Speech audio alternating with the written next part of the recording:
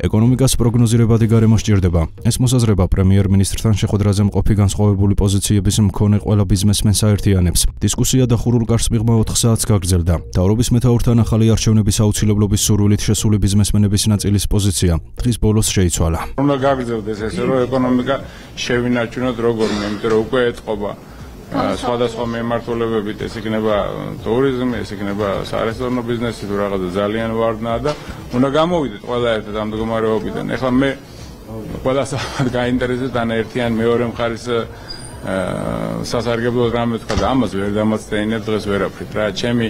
ჩვენი უწმინდესი ამბობს, რომ ეშმაკი ყოფს, უფალი აერთებს. ლარის კურსზე რომ მიმდინარეობს შეტევა, ეს სწორად მიგაჩნიათ თქვენ? ეს ნალოლიავები 30 წელი ნაკუწ ვაგროვეთ ეს ქვეყანა და ეკონომიკა და ლარი და ხა. ჩამოვაქციოთ ლარი მესმის მოთხოვნებით. ანუ არ უერთდები ამ მოთხოვნას, რომ ლარი ჩამოვაქციოთ. გამოსავალს ხედავ იმაში, რომ ყველამ თავის ადგილას, სადაც მუშაობს და რასაც აკეთებს, იმ საქმეს მიხედოს. სცენარი არის დაწერილი ჩვენ ფარგლებს გარეთ.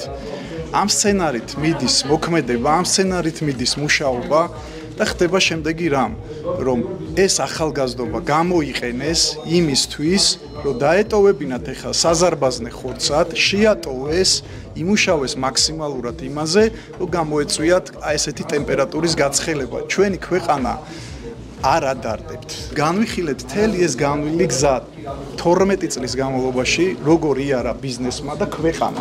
12 წლის განმავლობაში არ გადაუხვევია გზიდან ქვეყანას და ყველა აბსოლუტურად ბიზნესმენი მასე ხედავს, რომ ევროინტეგრაციას მიმართულებას ევროპისკენ არ აქვს არანაირი უკუსლა და შეუქცევადი პროცესია. ეს კიდევ ერთხელ დაადასტურა. პრემიერ-მინისტრმა ძალიან დეტალურად განმარტა ჩვენი ხელისუფლების კურსი, ის რომ ჩვენ ერთგული ვართ ჩვენი დაპირებების, რომელიც საარჩევნო ხალხს მივეცით, ის რომ ჩვენ ღირსებით და კეთილდღეობით ევროპაში მივდივართ. ბიზნესი გრძნობიარეა პოლიტიკური მოვლენების მიმართ, ჩვენ გვესმის ზოგადად ეკონომიკური პროცესები არის გრძნობიარე და შესაბამისად მშვიდობა და სტაბილურობა უპირველესი წინაპირობა იმისთვის, რომ ჩვენ ეკონომიკური განვითარება გავაგრძელოთ და აქედან გამომდინარე ეს იყო რა თქმა უნდა დისკუსიის საგანი, ვისაუბრეთ პროგნოზებზე, რომელიც მე ვფიქრობ, რომ ბიზნესის დიდი ნაწილისთვის იყო საკმაოდ დამაჯერებელი.